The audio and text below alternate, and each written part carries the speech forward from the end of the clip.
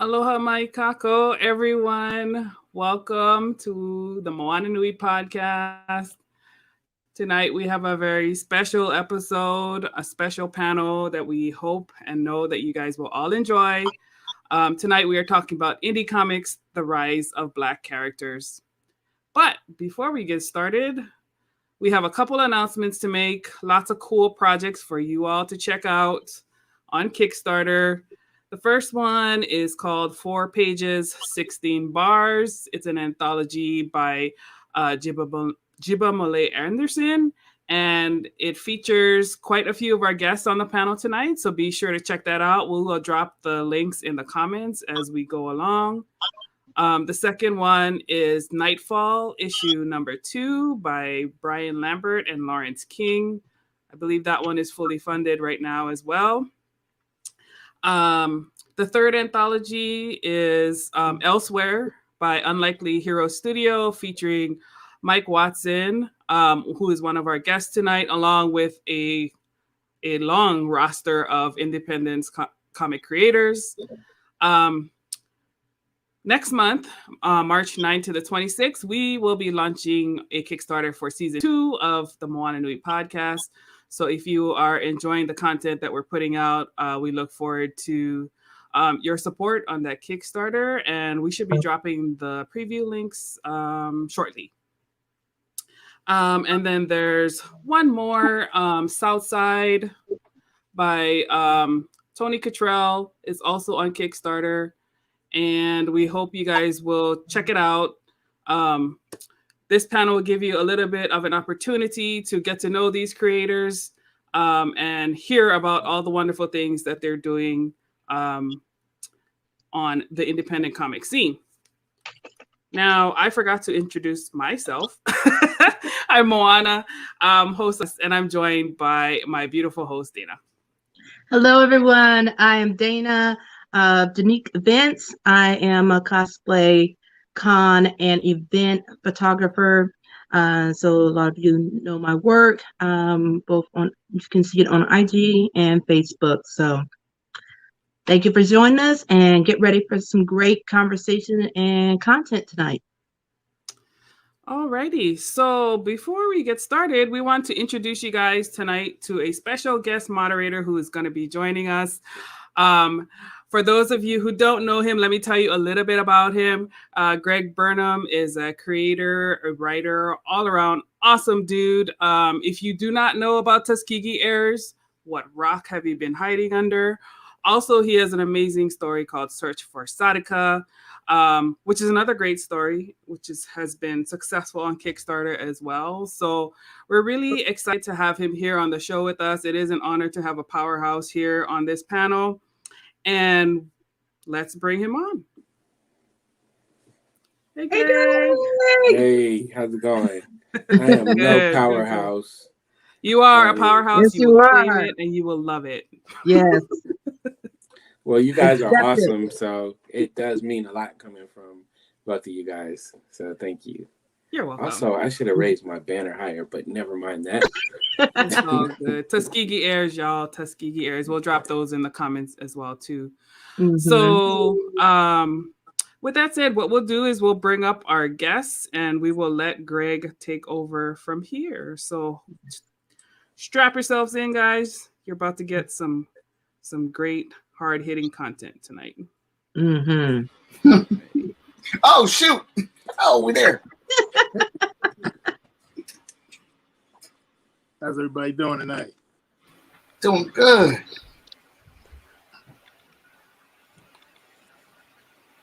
It's like switching up. It's musical chair. Oh, they left. Oh, like that. I know. I got nervous now. How y'all doing? Good. I feel like I'm frozen. What we're gonna do here is I feel like I'm frozen, guys. Okay. You're not frozen unless you just stand still like this. Okay, yeah, you're good. Wait, are you good? Yeah, you're good. All right, so we're gonna roll. It's gonna be kind of, I want to do is make sure we're giving everybody time, to answer, to offer your opinions, all that good stuff. And I will, I'm just gonna point to, whoever I want to answer first, and then we'll just kind of go down the road, okay? Except for we do have a lady, so she's gonna get to go first. I'm sorry. So I guess let's take a couple minutes apiece. Tell people who you are and what you're working on and what makes you awesome, because everybody on here is awesome. So we need to, let the world know. So we'll start with Afua. Well, hi guys. My name is Afua Richardson. I'm a comic book illustrator, and for the past 15 years now, I've had the opportunity to work on Marvel's Black Panther: World of Wakanda, X-Men '92, Totally Awesome Hulk, as well as All-Star Batman, Wildstorm, and more recently, Lovecraft Country, and my own book coming out this May called Aquarius, the Book of Mer. Studio applause. Great. And then I keep it short. So we're just gonna move. No, I appreciate that, because hopefully we're gonna get into some good stuff tonight. So let's go to Nuri next. How you guys doing? I'm Nuri McAdams, owner of Burnham Spear Comics, comic book writer, also owner of Blunt Force Media. That's pretty much it. I mean, I don't want to start rambling, so because I feel I'm pretty sure we got a lot of time on our hands, and I'll save it for then. But my main project right now is the Wildcard Chronicles. That's what I'm mainly working on. We're working on issue 3 right now. Very cool. Nice. All right, so we'll move up to Mr. Watson here. What's up, everybody? How you doing? I'm Mike Watson, publisher of Short Fuse Media Group, founder of Freestyle Comics, and the self-proclaimed most enthusiastic person in comics. Currently, right now, I'm doing that thing called delivery on the Kickstarter. I just got funded, chat and draw, getting the colors, putting the book together. I'm so excited about it. It looks so good. I can't wait for y'all to get it. Amongst working on several books of Short Fuse, FSK, and the Hot Shot Trade is next up on my plate, Volume 1. Can I just say that was a dope note? That was like so excited about it. I was like, oh, okay. All right.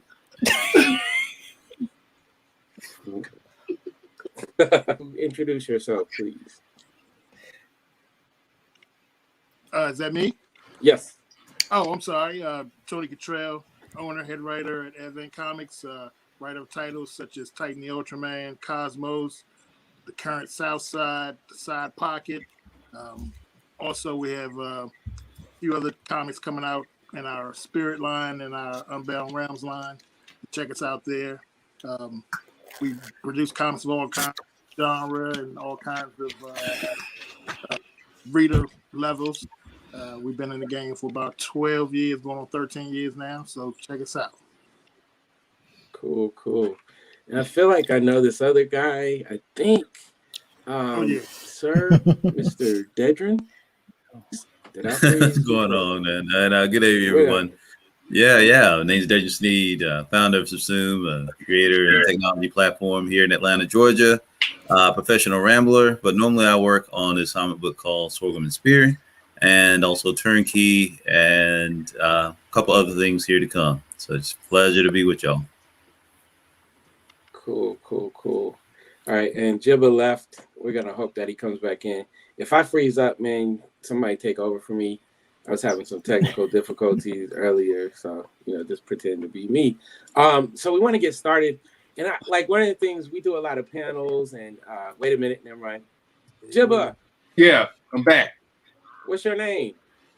What's my name? Thank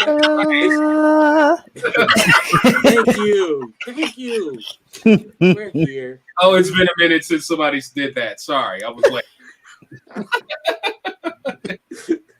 All right, we were just doing the introductions, and you popped back in at the perfect time because it's your turn. Oh, sweet. Okay, so my name is Jiba Anderson. I am the publisher for Griot Enterprises and the creator of its flagship title, The Horsemen, and also the curator of the 4 pages, 16 bars anthology series. Nice. So we're gonna have a good conversation today, you guys. Y'all can throw up anything if it comes to your way. The only thing I want to do is kind of keep it organized, so everybody gets their chance to answer. I feel like we get that same question all the time. Tell us why, melanated color characters are important in comics, and why the work that we do is so important. But I feel like anybody that's watching this should already know that, right? So I like to look at things like on a deeper level.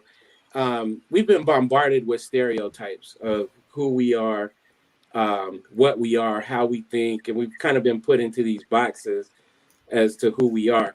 So I wanted to ask you guys, do you feel that it's important to combat that in your work? And if so, what are you doing to make sure that you're combating those narratives? And we can start with Dedren. Haha. Good question, and I think of it as a twofold response. One, I think that as a creator, I try to, as best and as authentically as I can, to tell the stories that I want to see, whether or not that's either combating a stereotype or confronting that head on, or just simply telling a great story that I'm asking that reader that might have those type of preconceived notions of stereotypes, that they have to meet us on this certain place to be able to really understand and appreciate us. You're absolutely right. There is not a day that goes by where, particularly us as Black creatives, are probably approached or see or have some type of intersect with something that isn't as, isn't, in other words, not uplifting, but I think it's not coming from an authentic place, whether or not that's in jest or in meaning. We see it all the time. So I think for me, like for my work with Sorgum and Spear, I absolutely try to combat those types of stereotypes, because we see so much in mainstream media that even when the characters look like us, they're not created by us, they're not authored by us, and they're absolutely not owned by us. So any type of success or any type of further conversation that goes towards that, it's very easy for us to be left out of it. So I feel like in that sense that while it may not be an active thing that I'm trying to combat it, I think just our presence and our will to tell our stories our way, that we address that just by being there. That's good. That was a good one. Good answer, sir. Okay, Afua, you could go.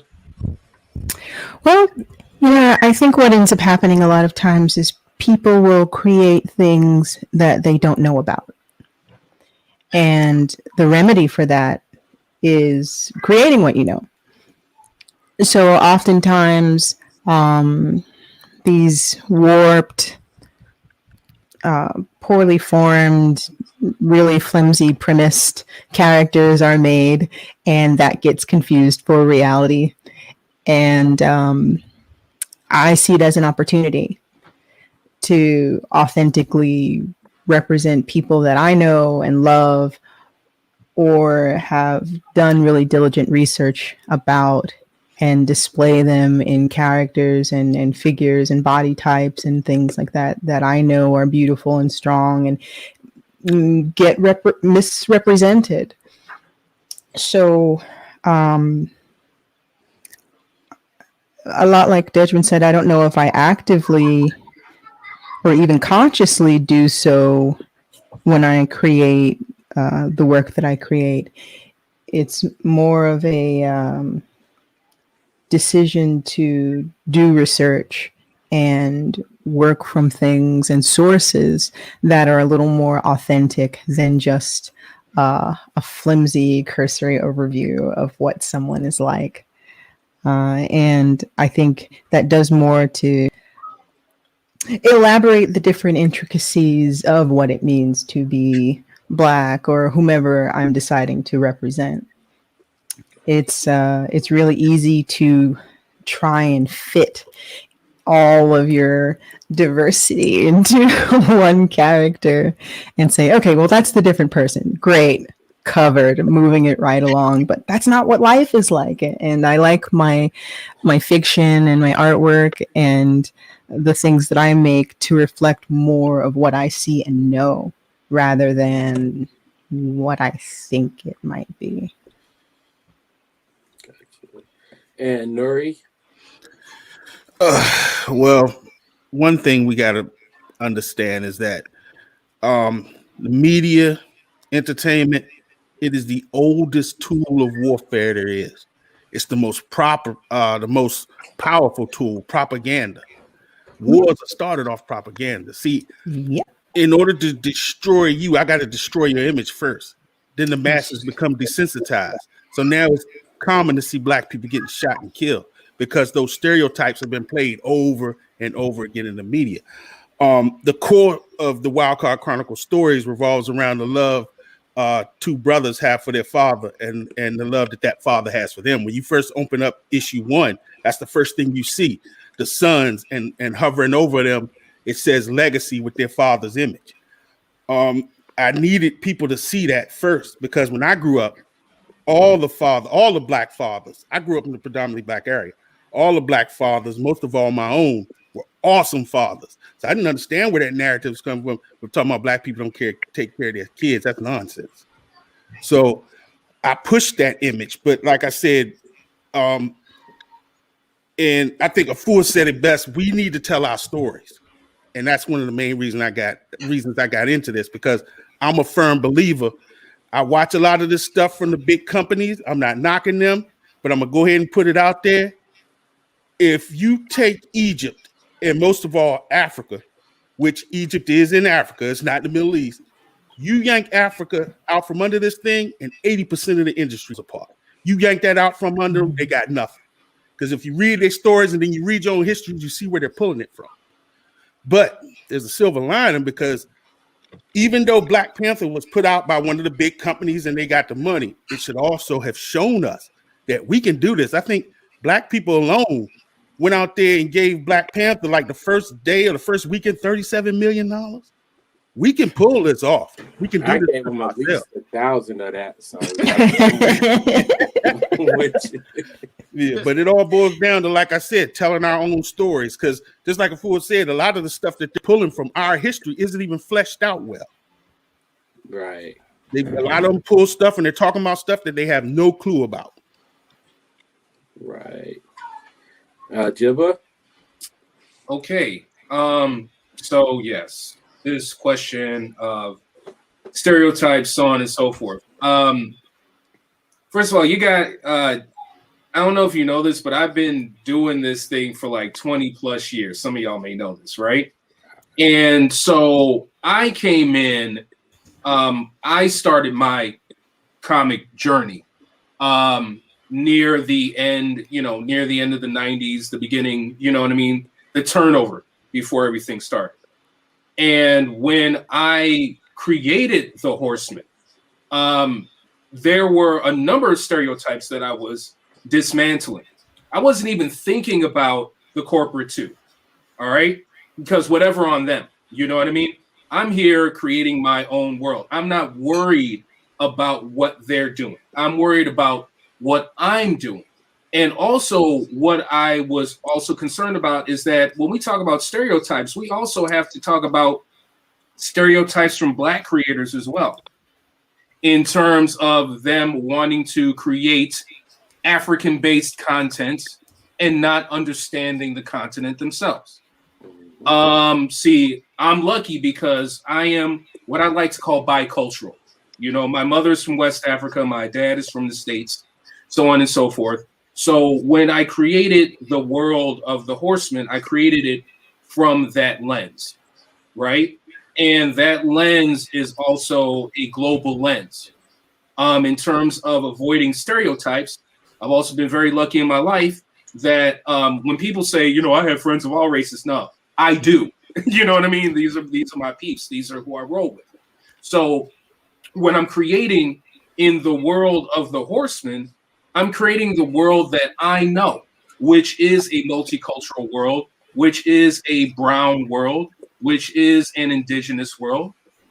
This world also has white folks in it, But at the same time, in order to keep it authentic, I think about my friends, and I think about how I want to represent them, right?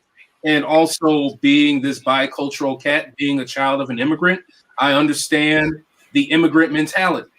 And these are the things that my friends from other cultures, this is the commonalities, you know what I mean, that we can draw upon, right?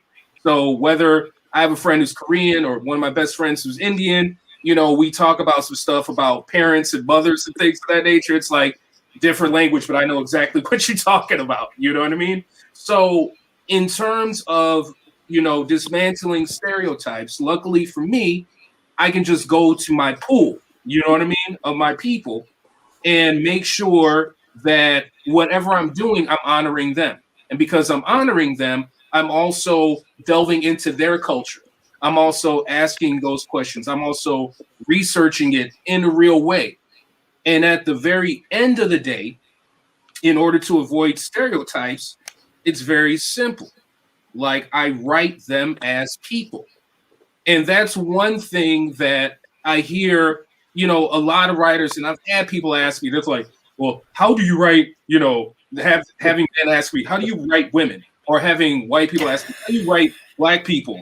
Or, you know, say, how do you write an Hispanic person? It's like, first of all, write them as a person. You know what I mean? Like, this is window dressing, right? You know what I mean? Culture and whatnot, that's the flavor that we add to our stories. That's the thing that makes it different. That's the thing that makes it unique. But at the end of the day, in terms of telling stories, we're telling stories from a human perspective. So we have to come at it from a human perspective. And once you do that, I think that allows for better storytelling and also contributes to the dismantling of stereotypes. Man, these are some good answers. This is good. Michael? Man, you want me to follow that? I'm gonna try. Here we go. So I never really thought about it when I was first getting into comic books. I was making my own stories and things like that. And the reason I never thought about it is because my world was a blended world. I had all types of people around me. I live in Columbus, Ohio, and I went to the Columbus College of Art and Design. That school is a melting pot of variety and diversity. So I drew what I saw. My teachers always told me to draw from life, pull from reference and things like that. So when I made a comic book, I wanted to make it relatable. I drew the people that were around me. I drew how people look. I drew different body types. I drew different races and things like that. So it never occurred to me, but subconsciously it was already there. And then you get to a time frame where we are now, where so many more things are happening with protests and Black Lives Matters and you know, the violence and things that are going on. And I never thought that I needed to say anything about that because there's other people that will do that. I just want to make comics. I just want to tell my story, the story that I'm trying to tell.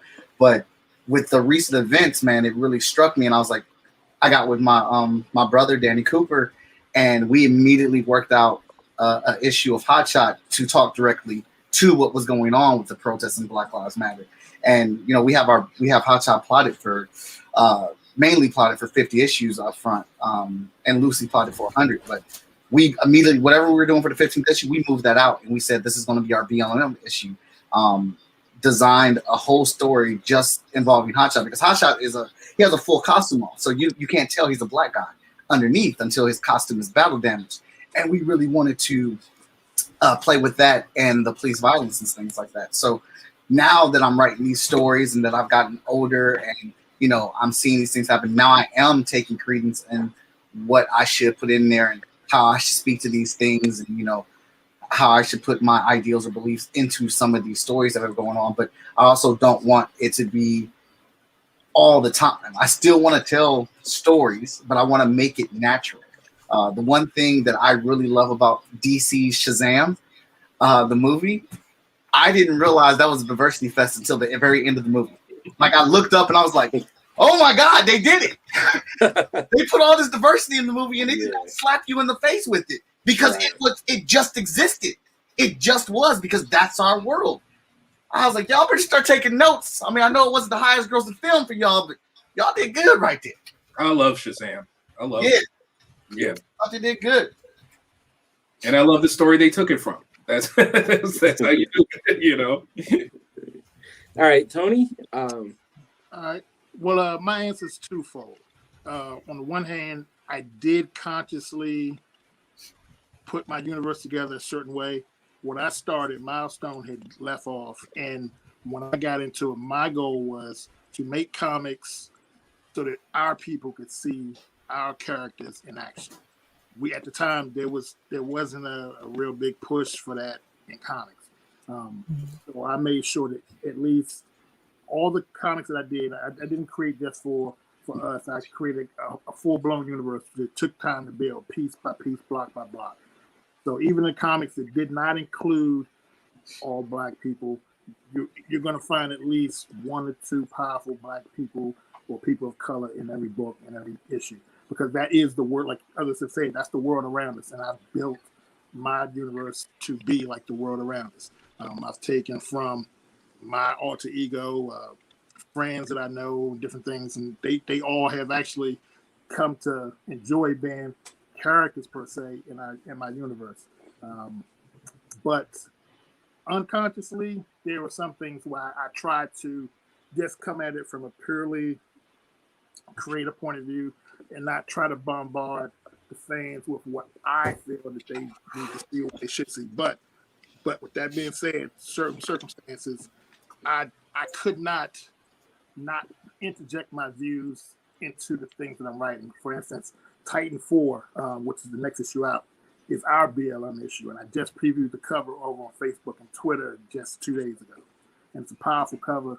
And people are like, whoa, okay, you gonna do that? I'm like, yeah, I am. Because I can't sit back and not say certain, I can't not be me on certain points and not interject how I feel about certain things into my comics. Whereas some things the South Side lets me do that a lot more frequently and a lot more openly. For instance, there's a scene in Southside where the little scene at Howard University, which was a true scene where you had certain people who took liberties with the precious university we have over there, thinking that it was cool to denigrate the students in the land itself. I addressed all of that, and you'll see a lot more of that in the comics as we go forward. But my universe is just it's a whole universe. It's everything you can think of, and it encompasses the big stuff. You have heroes, you have villains. We have people who look like us, but the stereotypes aren't there. We have Black astrophysicists. We have all kinds of things in our books that people are like, wow, okay, that's cool. That, you're not really just doing the same old. Everything has a twist to it. Nice. And that's what I try to keep going and try to show everybody. Nice. So y'all messed around and answered like 20 of my questions. Writing new stuff, man. Like this is good stuff, man. I saw a couple people just posting about how they're glad that they found this, or they're glad to be here. So I want you guys to know, like, this is really important information that we can share. And sometimes we influence other creators to come out of their shell. And so that's all good. So raise of hands, how many attended Virtuous Con this past weekend? What? Yes and no. What? But in my alter ego, I'm a firefighter and a paramedic, and they called me in to work. I had to work a 40-hour shift, so I set up my booth, but I wasn't there to actually interject the fans. So I was a little upset behind that. And it just so happens this particular weekend was a weekend from hell. I mean, if I can't say that, excuse me, I'm sorry. But I didn't even get a chance to jump on and interject at any point during the weekend. But I had a booth there. Well, that's acceptable. You have an acceptable reason. Right. All you other people, they didn't come at all. Here's the thing about Virtuous Con. Number one, I didn't know if there was an invitation. Number two, I didn't know if we could just like log on and set up a booth, sir. So I'm just saying. I know nothing about it. This is all love, but they got another one coming in June. It was a really great thing. And Dedren also has one. So check out Subsume. Dedren is the man. We love Dedren out here in Atlanta and everywhere else. Also, Yes, sir. it better be. But I was asking about that because I had a fan who was asking me, and she was like, "I love everything that you do. I want to support you guys. Like, how important is it for the people to understand what their money goes to when they purchase, or how valuable it is when they share your work?" So I had to get this question down because I want to make sure I'm asking it correctly.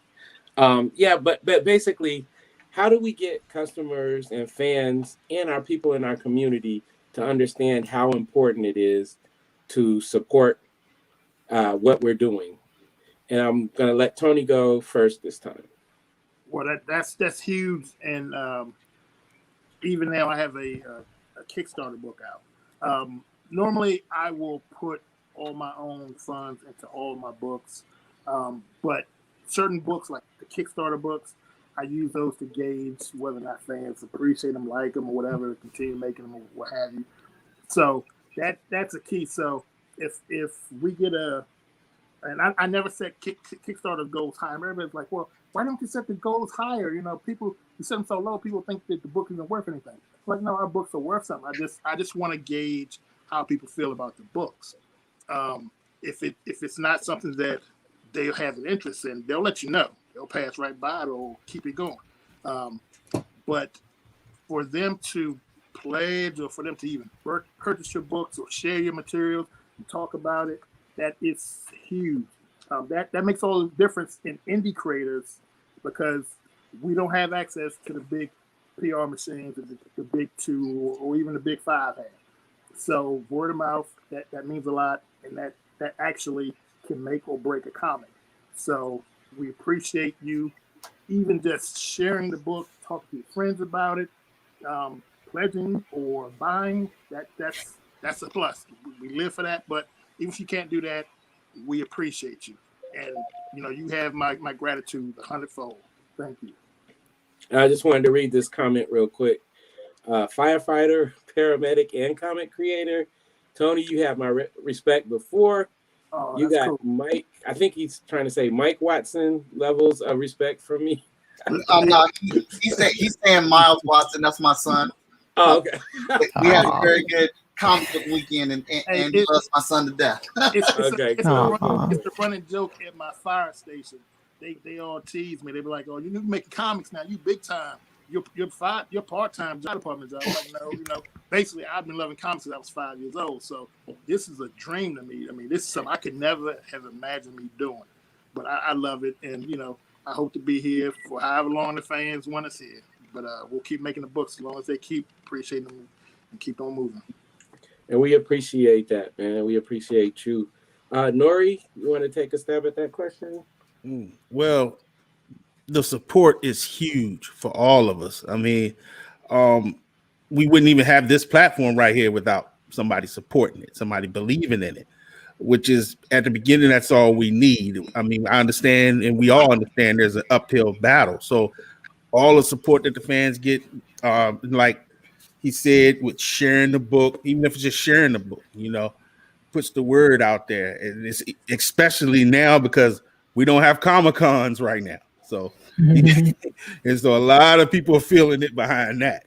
But what did we do? We didn't cry over spilled milk. We just organized and we just adapted and overcame. I'm a Marine, so that's how we do. We just keep hard charging forward. We just keep hard charging forward, and kicking doors in. Nice. I have an order. I have a method to this, so don't be looking at me like who's going next. I know what I'm doing. All right? So we gotta go to Jiba next.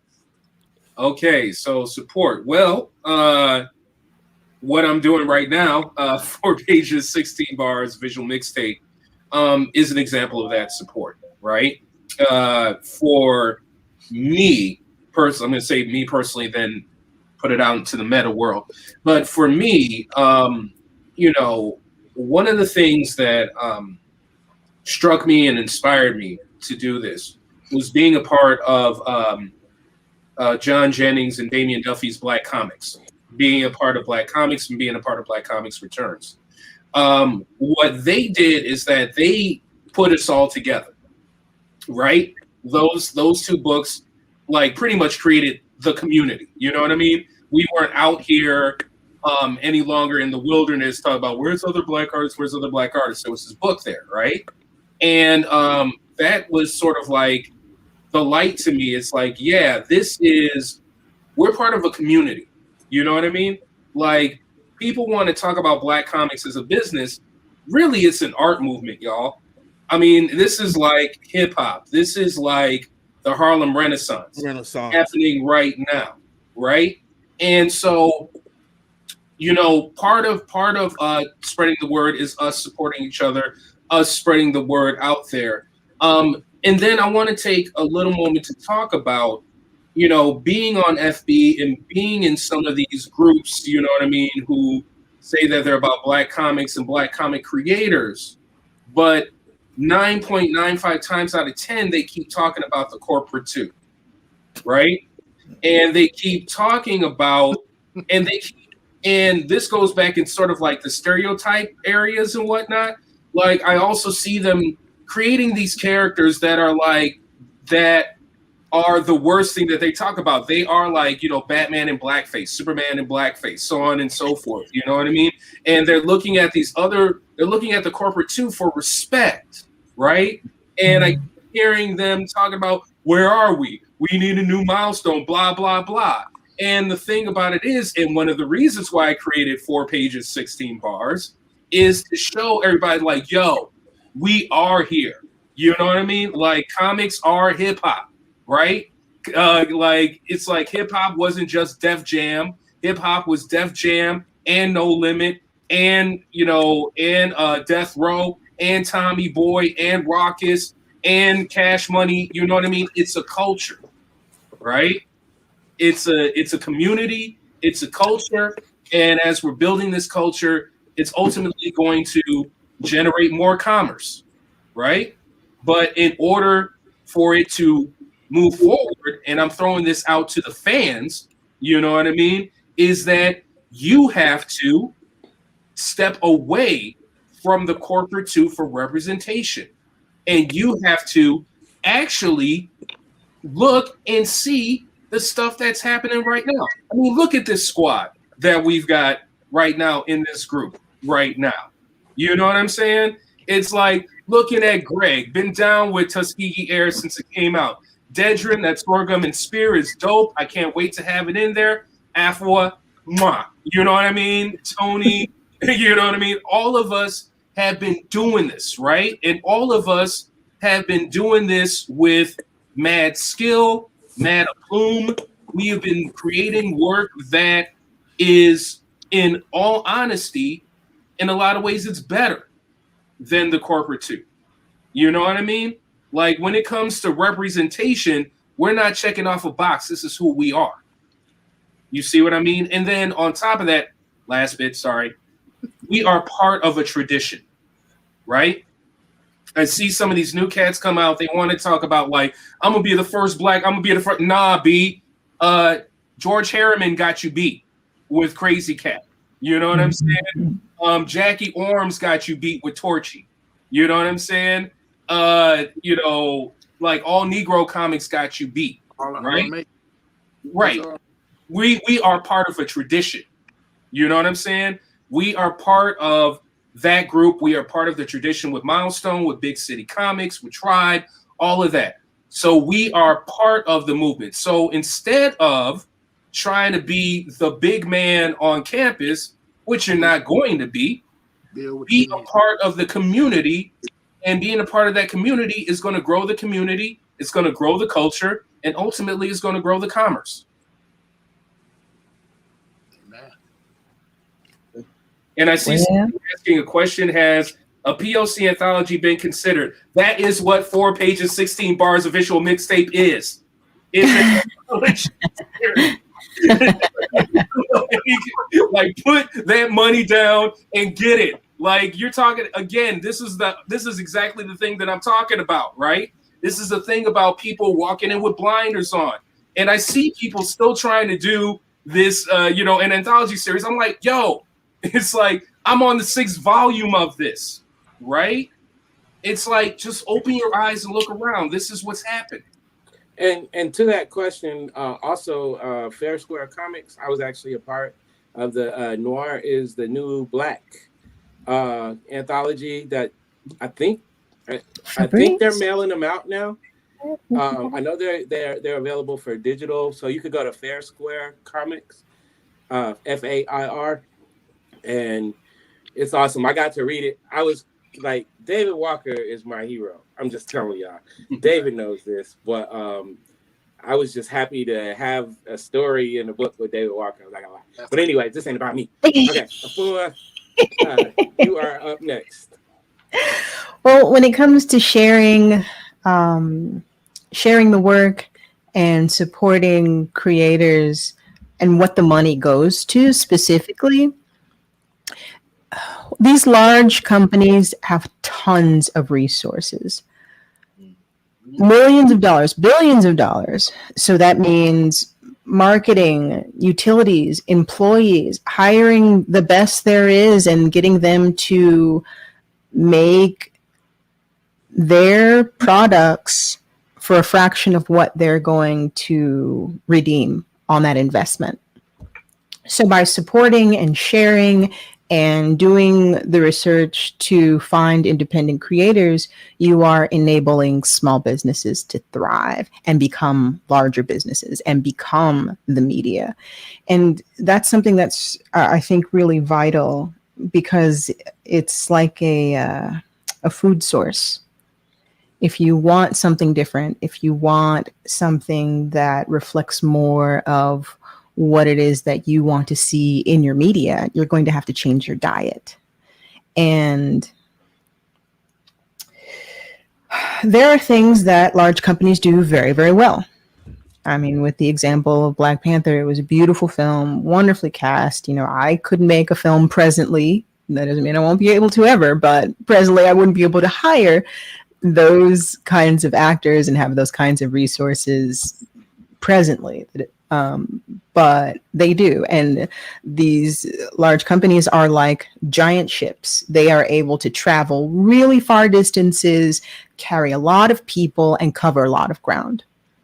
But they might not be able to get a lot of the nuance and the stories that we want to see, because they're trying to appeal to such a large audience. They don't want to offend anybody. They don't want to go too far in one direction and feel like they're only speaking to a minority or a very specific group. But then what that ends up doing is completely taking away any of the flavor. It's kind of like, okay, well, I don't want this slice of the pie to be too spicy, because some people don't like spicy. Some people don't like, things that are too savory, not too sweet. So we have to kind of make it a little closer to bland. That way, no one's senses will be offended. We don't have to worry about that. We get to create what it is that we want. And with your support, we are able to do that more often than other things.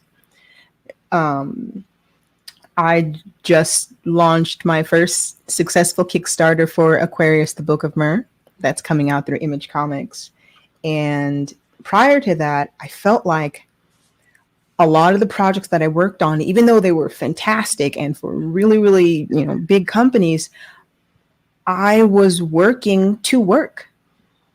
I would make enough money to make it to the next gig and pay my bills and things like that, but I couldn't invest in myself. They weren't paying me enough for me to not work on their projects and invest in myself. So Kickstarter, aka community support, enabled me to say, okay, I'm going to take a break on making other people's dreams come true and allow myself to believe in my own. And it's not easy. It's not easy at all. You've got to create when you don't feel like it. You've got to be your own boss. You've got to give yourself breaks. You've got to be a graphic designer, a promoter, learn how to negotiate your contracts. And if there are things that you don't know, you have to hire out. And every bit of sharing and support helps make that possible. So thank you for the pen and paper and coffee. I would just like to say, I've been telling you forever to do a Kickstarter. Thank you for doing the Kickstarter. And I'm happy to see those beautiful results from said Kickstarter. She crushed it. She He's crushed true. He is. But you know what? I wasn't worried whether or not Afua was going to crush it. That was easy money, man. Like in a sense, like partly in a sense, I think, if I may, well, with you doing the stuff for the bigger companies, one of the things that helped out is that they got your name out there, right? So that they got your name out there, they got your weight up, and then of course with Lovecraft Country, you know what I mean? It's like you made great strategic professional moves so that when the time came for you to do your book, which by the way I backed, which I'm waiting for because I have been waiting to get some pure Afua Richardson, stuff from you. So I'm looking forward to that. But the fact that you did those projects, they did help you in sort of generating the buzz for you to have this successful Kickstarter, so you can chill and work on your own thing for a minute. You know what I mean? So, mad kudos to you and work in the game. That's part of the art hustle. That's part of the art life, right? It's diversity. Very true. Like Wu-Tang Financial, right? Yeah, I didn't allow these companies to be my goal. Right. I love X-Men. I love Storm. I love, Wonder Woman, but I don't own it. Right. And some people's objectives is to get a job at these companies thinking that's it. That's the goal. But that wasn't my goal. I've always wanted to tell my own stories, but for a really long time, man, I'm thinking about it now. Like I've been working, really hard, just regular jobs since I was 14 or 15. To working was not just like, oh, well, I want some sneakers. It was like I had to pay rent at 14. It was a tiny little place that was the size of the closet, but I didn't have that support around me. So I had to tell myself, listen, whatever I do, I better do it really well because my circumstances are not going to change unless I have skills. Mm-hmm. It's not going to change for me. And if I want to draw, then I have to get a job that supports that vision. So I don't know how to use a computer, but I will get the secretary job and I will learn. So all of my lunch breaks while I was a receptionist was spent, with my little packed lunch and learning Photoshop on the company computer and making sure I incorporated it with my work. Or, I was a musician, I would gig, and I taught myself graphic design because that's what was needed for logos and flyers and a website, those things that facilitate my artwork. And I'm like, okay, it's not enough to just draw. Right. I have to be a business. Right. And so I think it made me hesitant to take risk. And I had doubts. I'm not going to say I didn't have doubts, but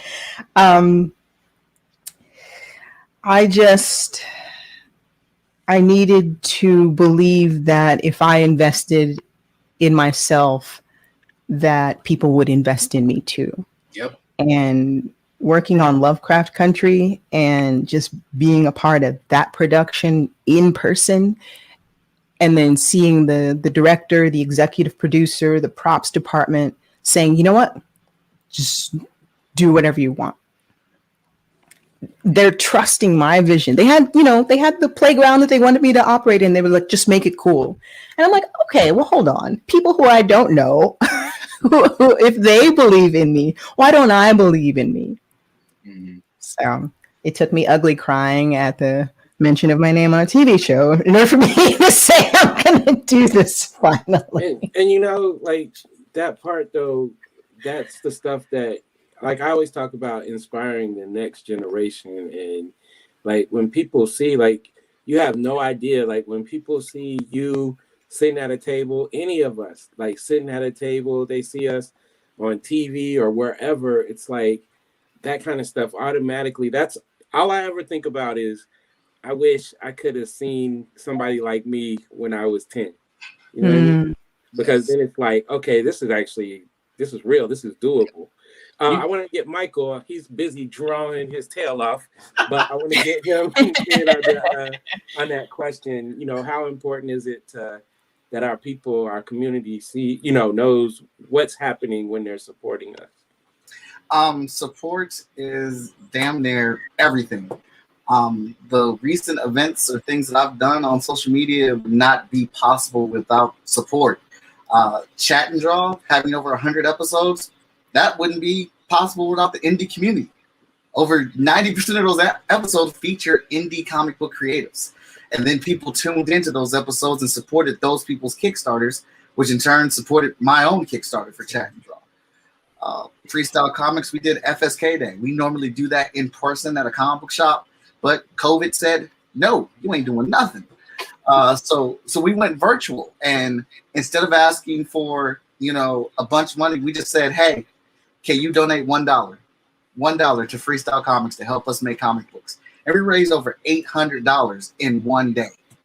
I streamed for 12 hours straight, but but that was people. And I mean, literally, people stayed with us the whole 12 hours. I mean, Greg, you were there. Some of you guys were already on the show with us as we did those panels. Something like that is not possible without community support. I try to preach it and say it all the time when I have people on my show, when I say, I got 3 rules about Kickstarter. Rule 1, find a pledge you like, donate, get whatever it is that you're trying to get on that Kickstarter. Easy. Number 2, I know times is hard, but even if you give $1 to this Kickstarter, it helps. Every single dollar helps these creators stay at home creating. That gives them power and the ability to do the thing they're trying to do, the thing that you enjoy. And I know some of y'all ain't got jobs. Some of y'all sitting at home and y'all hurting. But can you give us a share? A share is just as important as that $1. Somebody advocating for me, saying, hey, that guy makes that Hot Shot book.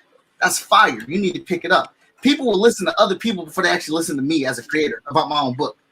So support is magnificent. It plays a huge role in the success of indie creators. And I would like to personally shout out all the indie community because I've seen it this year. I've seen like virtually all of us helping each other in some way, form, or faction. That we have been sharing each other's stuff. We've been networking, communicating with each other, appearing on streams with each other, crossing over characters. I mean, support is key. It's part of the formula.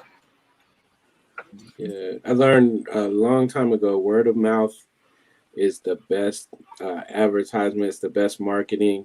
Because if somebody likes you and trusts you and you enjoy my book, then they're probably going to, go off of your word.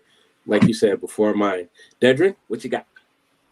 Well, I think it's all sustainable and the reality of what we're dealing with as indie comic creator, particularly, Black indie comic creators is, as said, not only is that support part of our community, it's part of our culture, right? I think it's what we look at as, that's really the currency that drives us.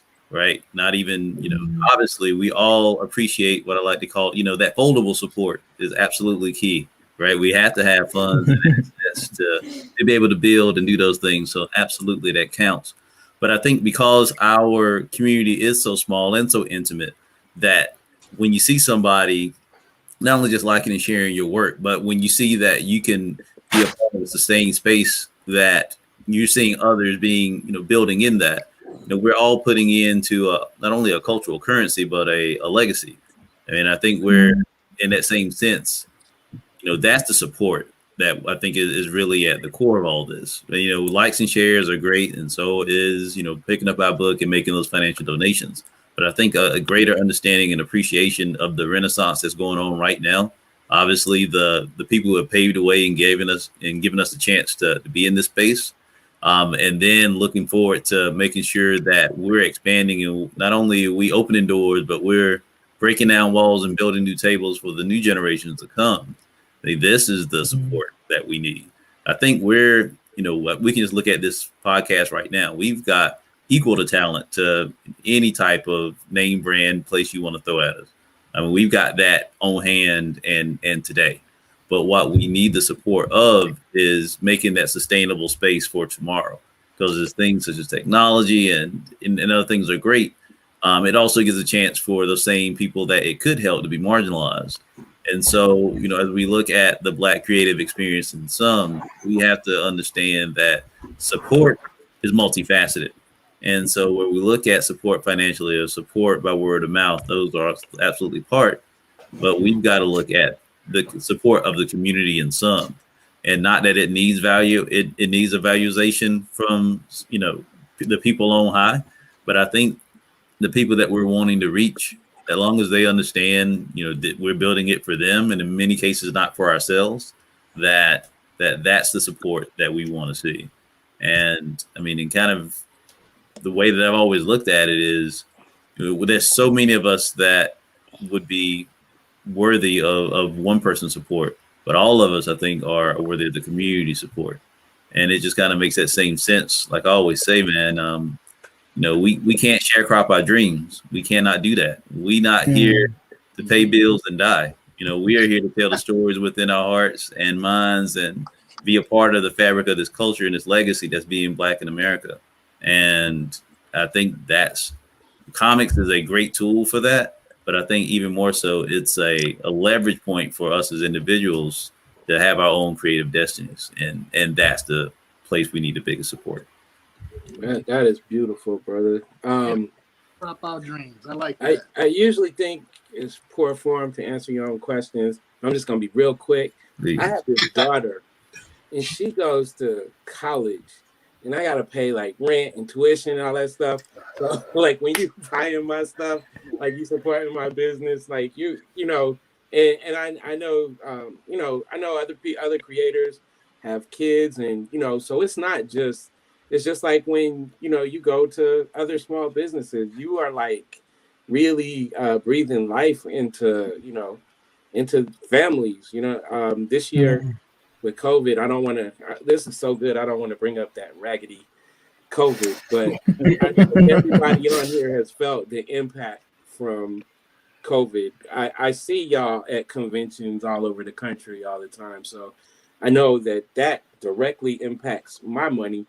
But this year, like all the support and people that have been going out of their way to support Black businesses. It doesn't have to be me.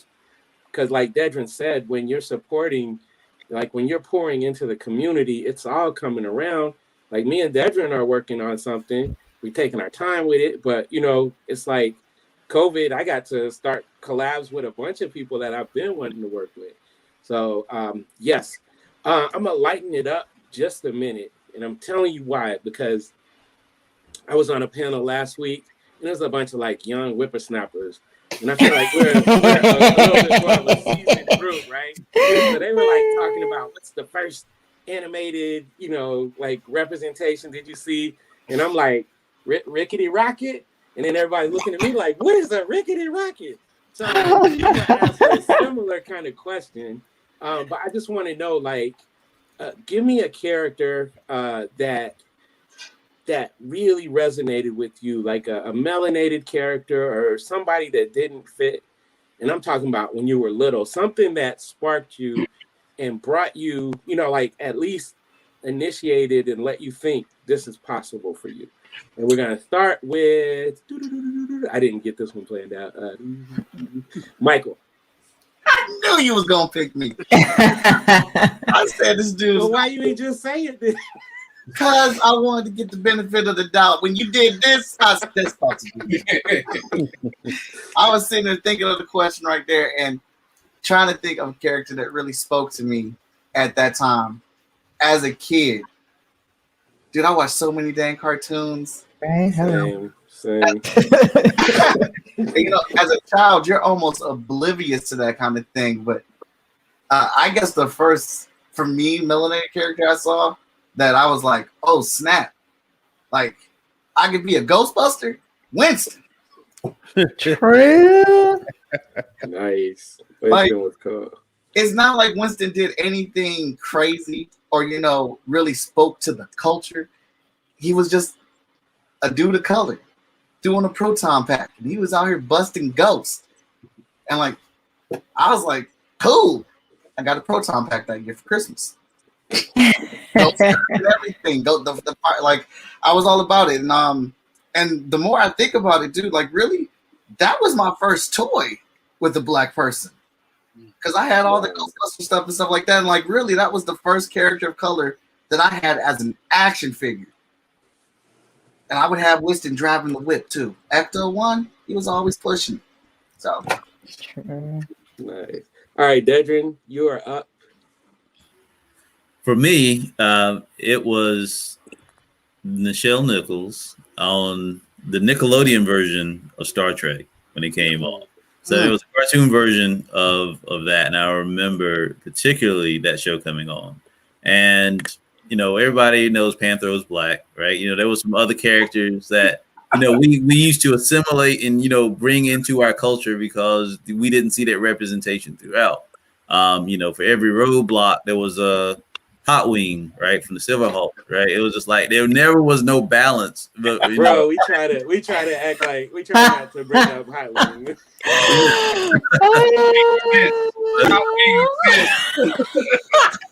It was the worst. That's just, but it's just take a step back.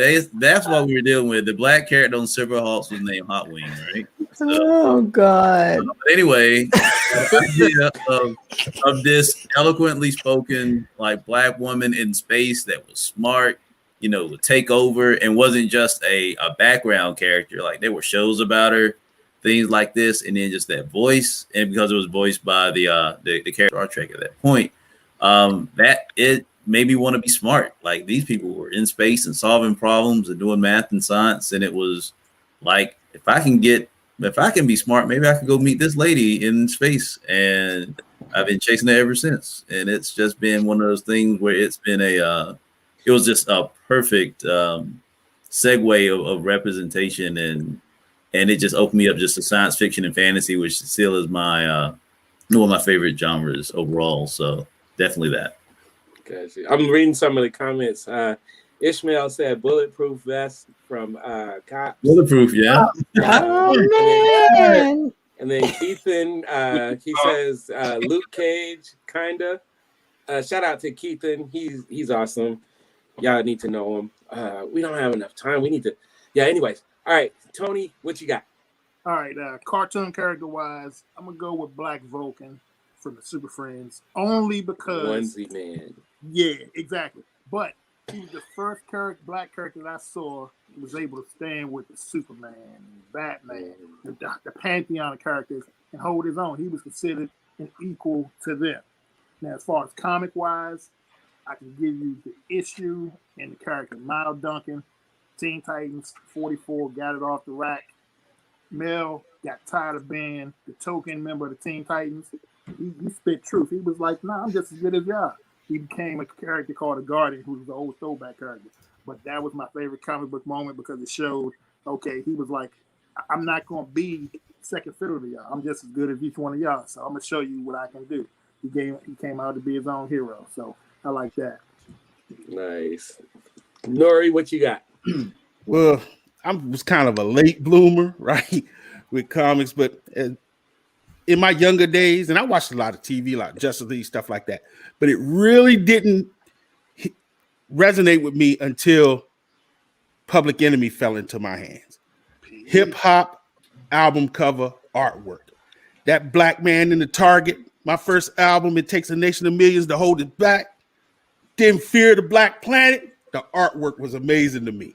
That something about that black man being in that Target was impressive to me. So it started that rebellion in me.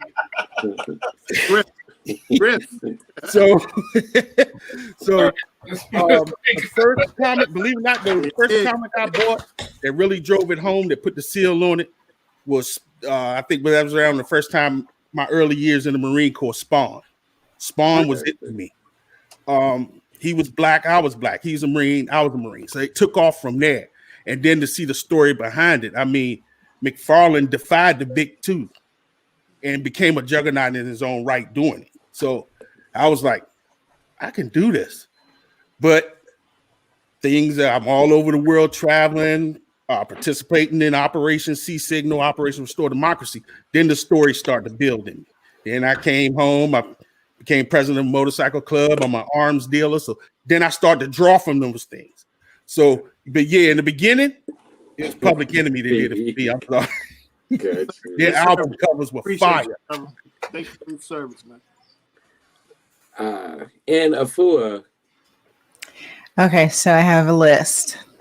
I think the first black cartoon character that I ever really remember seeing was the Jackson 5.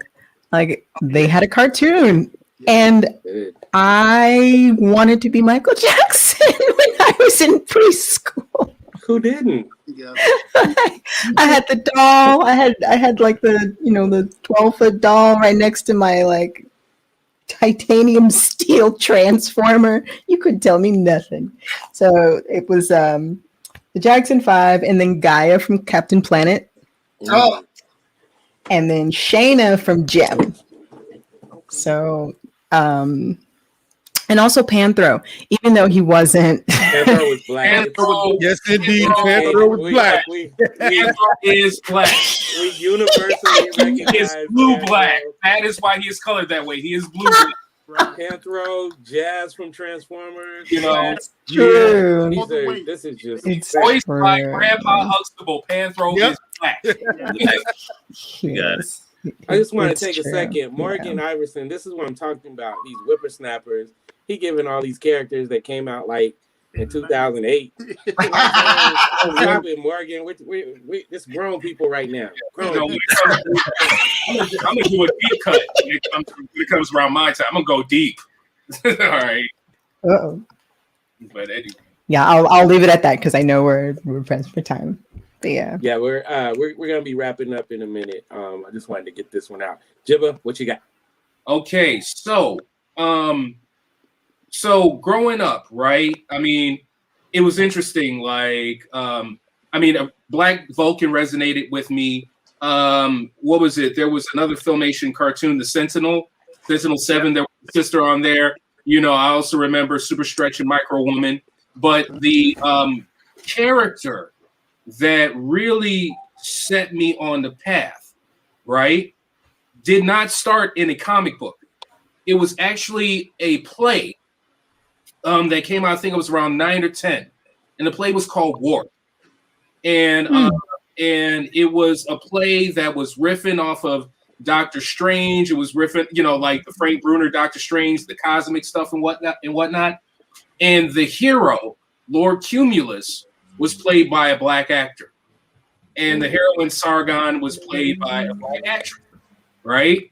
And the villain, Prince Chaos, was played by a white dude, okay? And I see this play, and, it gave me the black superhero, and it also gave me the cosmic, which kind of was an influence on me ultimately creating the Horsemen. Now, when Warp came to comics as First Comics, when First Comics Chicago company picked out in the 80s, right?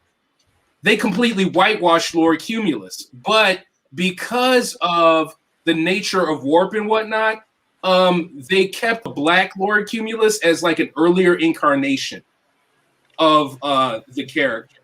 But that was the cat right there. As a young person, that was the one that influenced me. And I'm like, yeah, black superheroes, what? I could do whatever I want with this. And that was the thing that set me on the path. Man, That's wonderful. real quick, good. I want to just give an honorable mention because as everybody talked and gave these great characters, I did think about the one time it really got my mind inquiring. He-Man, because he was a regular white dude as the prince. He got that power. He got that got a lot of melanin in there. I always That's a can of with coconut oil. That's what that is. I'm just saying, he got pretty brown. He got brown when he got the power. Hey, man, I remember like taking characters and being like you said. So G.I. Joe was everything for me, and I remember if you had some melanin at all, like Spirit, I was like, Spirit is black. Storm Shadow was black because he was cool, and you couldn't prove me wrong mostly. You know what I mean? But I will say, I feel Destro like was black for me. Destro was black. Destro was definitely black. Destro's black, no doubt. And got the line for Cobra too. He got the Baroness. So like he did it. He did the thing. Anyway. I always people leave off, and this was the first action figure, like black action figure I got, was Stalker, and it's a terrible name now because but back in like 1981, Stalker wasn't as aggressive of a word as it is now. And Stalker, he was like, he had the beret, he was cool looking, and he was actually really black. And right. Yeah, and I was lucky enough a couple of years ago, I found like a huge like old one. So I got him sitting downstairs. But Nice. yeah, that was it for me. All right, so What about Roadblock? I'm sorry? What about Roadblock? G.I. Joe? Stalker was before Roadblock. Like Stalker was before they did the thing where the arm did like this. Where That's right. But on top of that, Roadblock was a gourmet chef too, man. He was so here's my issue with Roadblock is that he was like always trying to rhyme. And he didn't have bars like that. So I was like, bruh, we don't need all of that, man. Just got muscle, Doug, beat him up. So the last thing we're gonna do, because we are way over and I got lost. This has been awesome.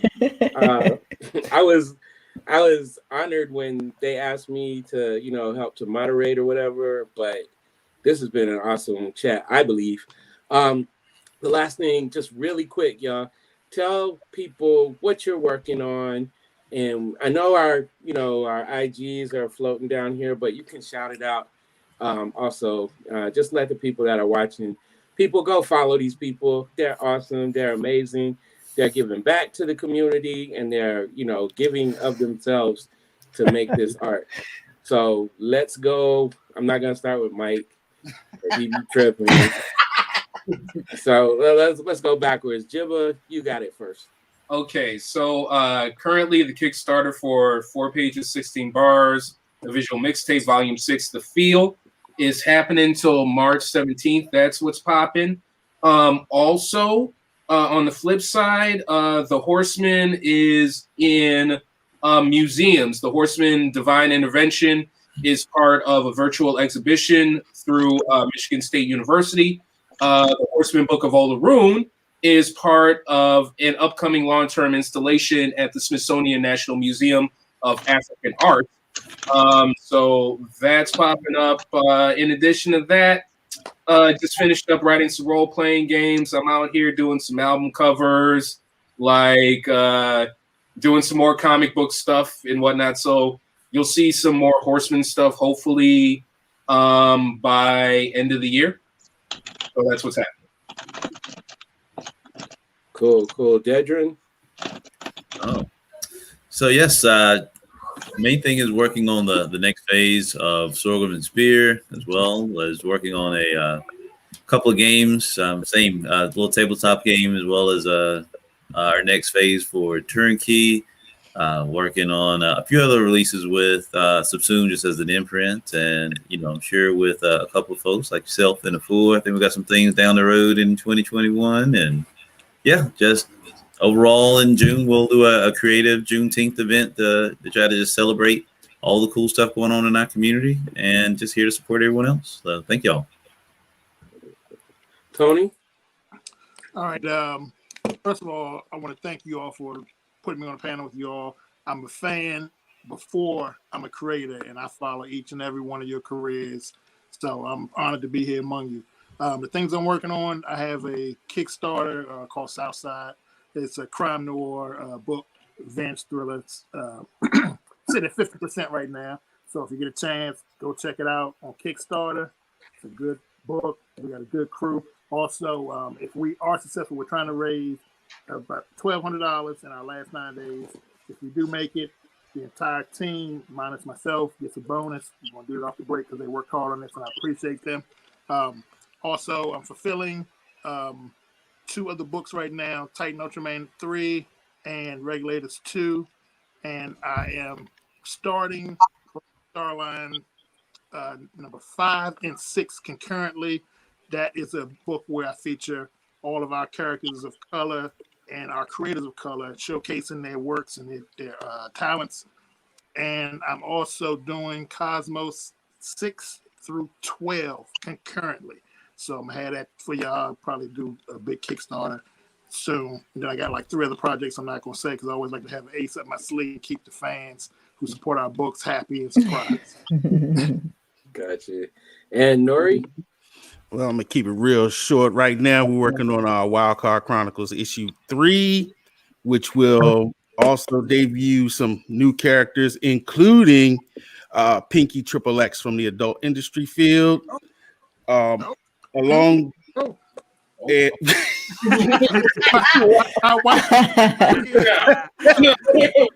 I'm also working behind the scenes of with Blunt Force Media. So I'm working behind the scenes on the 3 shows, including the Moana Nui Podcast, the Lion's Den, and the Big Duke 6 show. Cool. And it's Afua. Well, you can check me out at Afua Richardson. That's AFUA Richardson.com. And the pre-orders are available for Aquarius, the Book of Mer, issue 1. You can also ask your local comic shop to pick it up. It will be released May 19th for Mermay, just in time.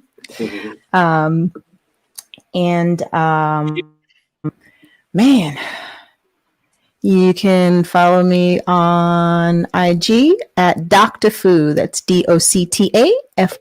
And I'm on Facebook and Twitter under my name, Afua Richardson. Gotcha. And Michael, you're going to have to speak one last time, and then you can draw like all night. I got to multitask, man. Got to multitask. You ain't lying. Working on wrapping up the Kickstarter. I just started delivering stuff today, keeping with the Short Fuse Media Group quote that we always deliver. T-shirts have gone out. They've been ordered and shipped out and things like that. Also working on Hotshot number 11. 10 is already done. That's getting pencils and inks are done. That's getting colored. My very next Kickstarter project will be Hotshot Trade Volume 1. One book that is a secret book that will come out after that, and then Hotshot Trade Volume 2. So doing a lot of stuff over at the FSK house. Can I say one quick thing, Greg, Moana? Yeah. Also, please, y'all pick up Jiba's book because it's important for the community as a whole. And also, I want to plug something like I have in his book. I have a story called Soulmate. It's a story about Black love, and it's unique. It has a nice little twist to it, but it's fire. Everything in that book, the creators in that book, they put 110% into it. Please support the community and pick that book up. Yes, and I'm gonna second that.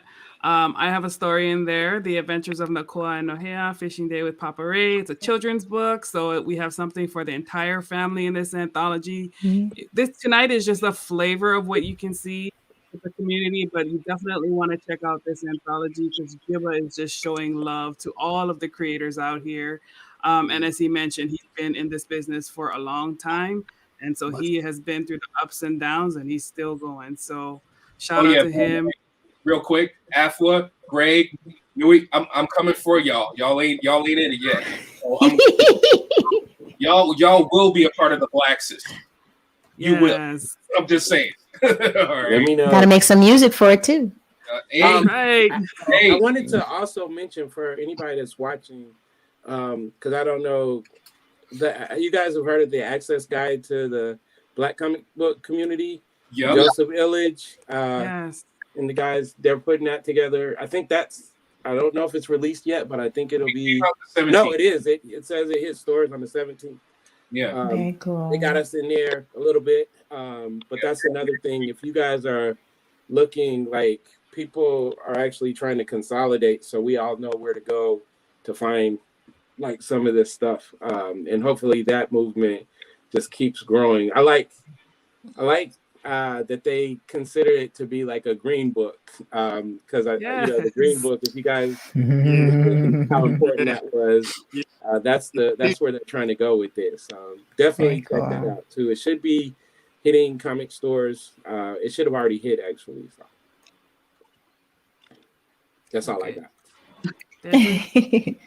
I did want to shout out Moana and Dana and the podcast. Yes. Fantastic work, and they are the official sponsor of Chat and Draw Season 4. Yay! That season premiere will be March 31st, which will be actually 1 year of Chat and Draw. And I got yeah, and I got these ladies coming on March 1st to kick off celebrating powerful ass women in the month of March. That's right. Nice. Let's see. Did we hit Dedren? Hmm? Did you, Dedren? Did you give your contact information? Oh yes, ma'am.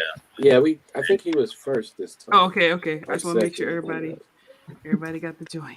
Yeah. Look at Danny. Danny want to know about these sponsorships. Danny, you need to get it together, Danny.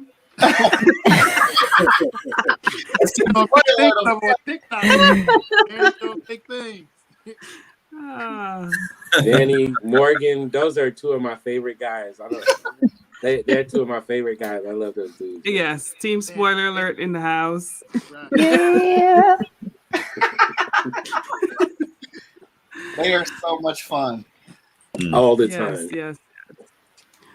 All right, y'all. Well, we want to say thank you so much to all of our guests. We are honored to have some time with you guys. Shout out to Greg again for coming on and being our guest moderator.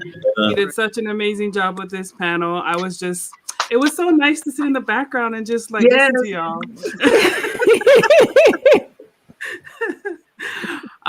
Thank you to all of our listeners live and on the replay. We really appreciate your comments. Feel free to keep dropping things. Definitely check out the links in the thread. We linked up all the projects that we talked about. And if I missed anything, guys, feel free to come back and drop your links in the stream. You know, it's all love on the Moana Nui Podcast. Feel free to promote and do whatever you need to do on any of the streams. With that said, I think that's it for tonight. Let's see. I'm trying to see if we have a last comment. Does anybody have a Twitch stream? If you have a Twitch stream, can you drop them in the comments? Yep. I don't have one, but people are telling me and Marcus to get one. So, Yes, definitely. We've been thinking about it. I just don't like. I don't think y'all want to watch us play video games, man. Y'all might like lose some of y'all's respect that y'all may have for us because we turn into animals.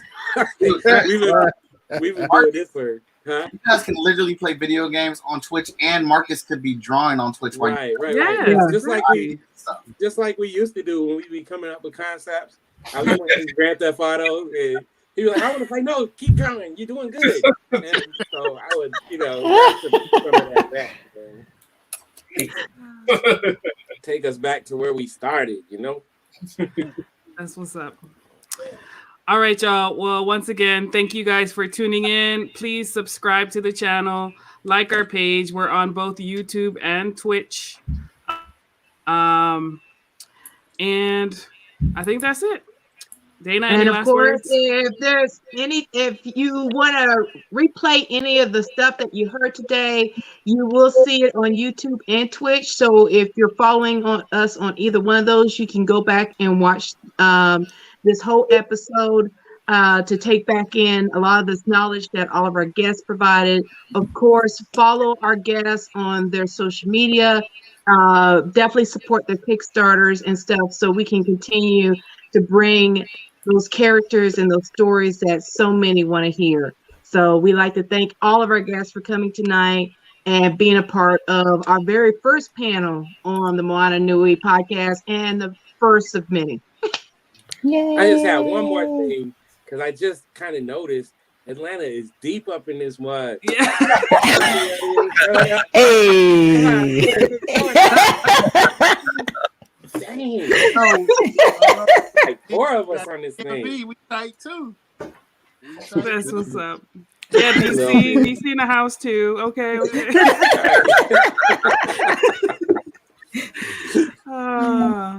All right, y'all. Wherever you are, represent Black comics. Support your creators. We appreciate y'all. Take care, and we will talk to you guys next time. All right.